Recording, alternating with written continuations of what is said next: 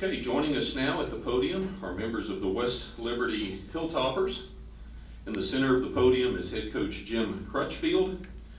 To the far side, to coach's right, is Seeger Bonifant.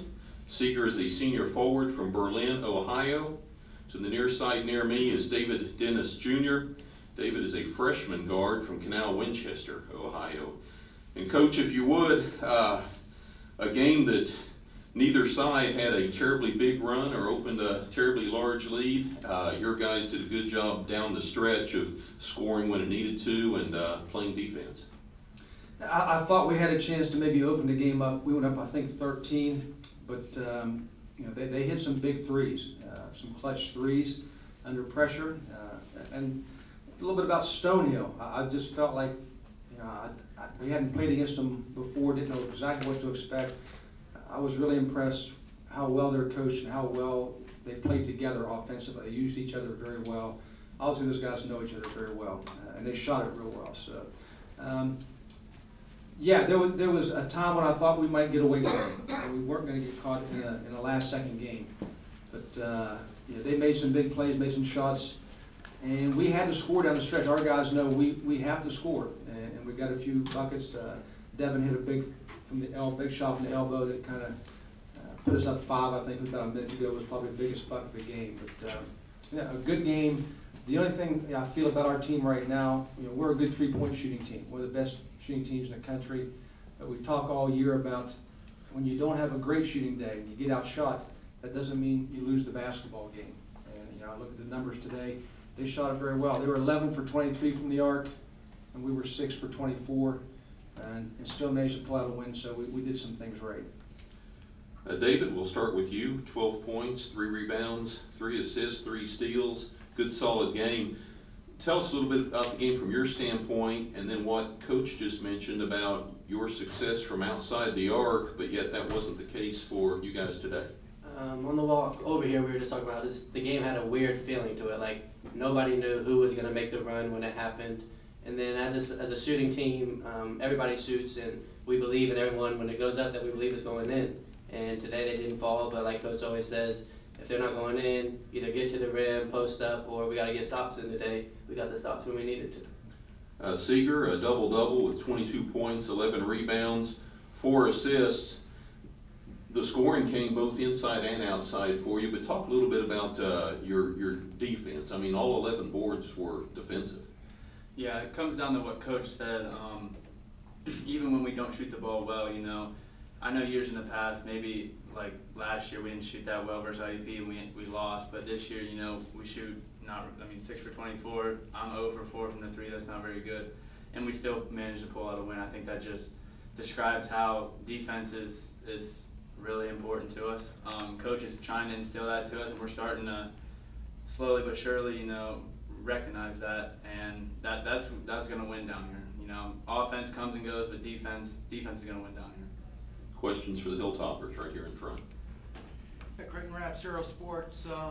Coach, Michael had Birdie. He had the first, I believe, 7 of the first points in that second half, and I believe that was part of that early run. I mean, talk about how his contributions have been important for your team. You know, he's got a knack of getting to the rim and finishing in traffic.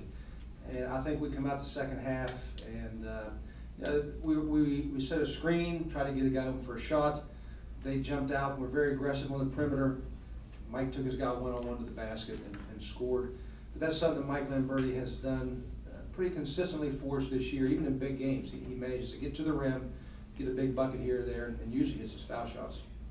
And another player that's jumped out in the second half, Devin Hearn had 16 points in that second half. So I guess that veteran leadership from him starting to kick in a little bit. Your thoughts?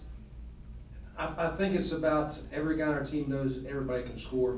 And you know, Devin was pretty quiet in the first half, but he started feeling the second half. And I thought a couple of his takes inside were really strong. And the pull-up jumper from 15 with a minute to go, it just shows a lot of confidence. And no one here was thinking, gee, the wrong guy shooting the ball. Anybody can shoot the ball. You know, the guy who usually scores for us, he was spectating with me over on the sideline the last 4 minutes. So, you know, the guys weren't hitting the panic button saying, what are we going to do? You know, Seeger's on the bench. And I thought Devin was one of the guys that stepped up pretty well.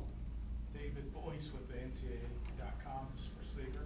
What kind of poise did freshman David Dennis show, particularly when he was 45, and that's when you guys went on a 10-0 run and he had a couple of baskets and an assist? He has great poise. I think, like I've said all year round, you know, I don't believe like, oh, he's a freshman, he's going to make mistakes. You know, David's a really good player. He's a great player. And he's been making plays for us all year, you know, and we all trust him. He's one of our best players. And like I said, we just have a lot of confidence in him. Like Coach said, we all have a lot of confidence in each other.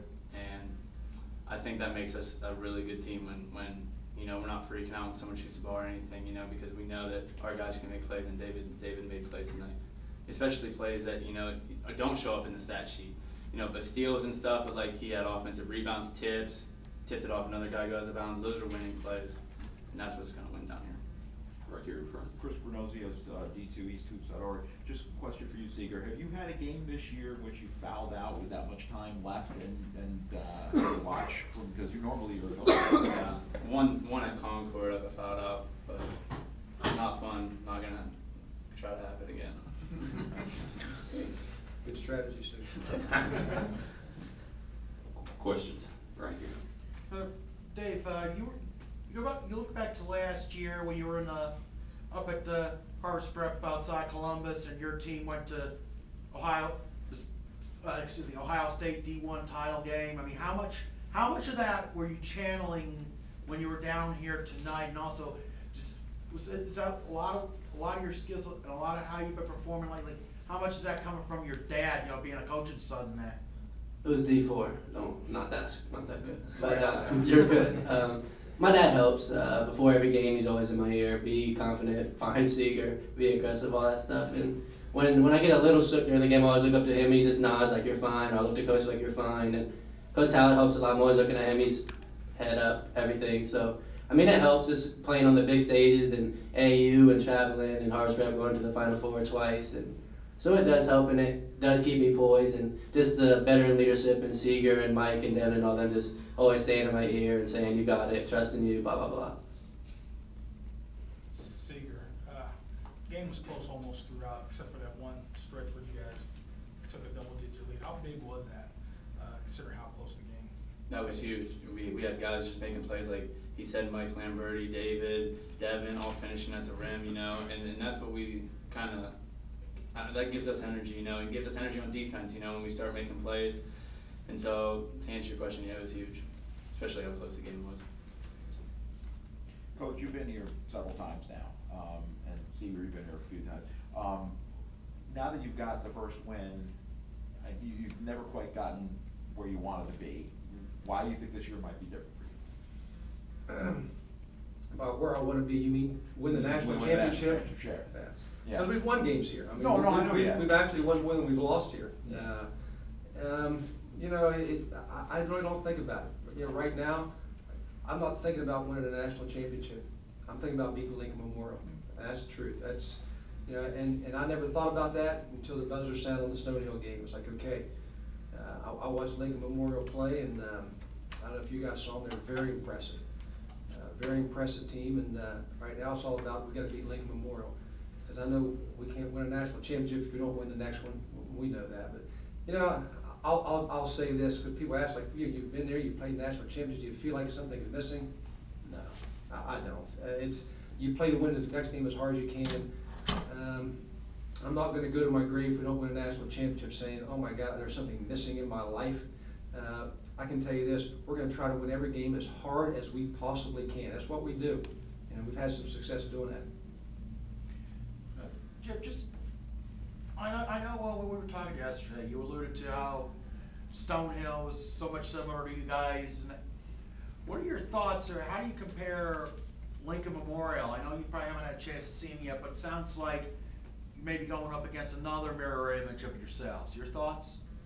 I don't think they're a mirror image of us, really. First of all, their guards are so big. They're just huge and strong, and can shoot the ball and attack the rim.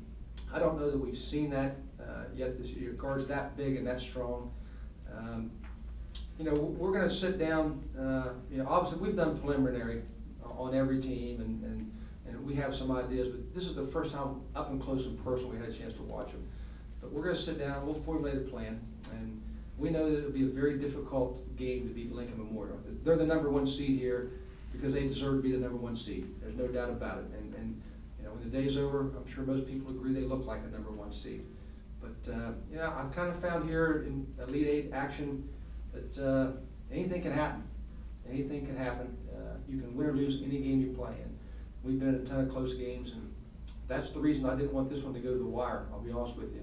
You know, we're playing against a team today, Stonehill, that I think out of their last 10 games, they won 5 of them by overtime or 1 or 2 points.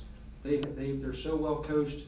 They got experienced guys. They know how to win close games. They were trying to figure out a way to how to get 4 points on the board in the last 10 seconds. So you know, it's just one of those things. If you're watching March Madness, one thing we told our guys: don't take anything for granted. You could be up 15, you could be down 15, you could be the top seed playing the 16th seed, and anything could happen. So, and that's the way we approach it. You know, we have to be ready and play as hard as we can and see what happens from there. Any more questions?